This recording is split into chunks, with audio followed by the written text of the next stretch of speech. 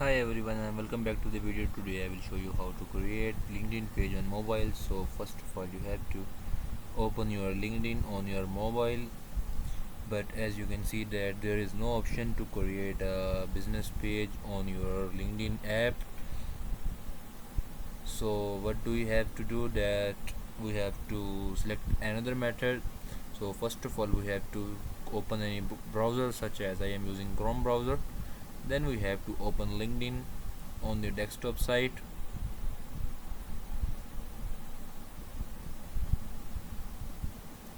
But as you can see that due to some issue it's opening the mobile app directly.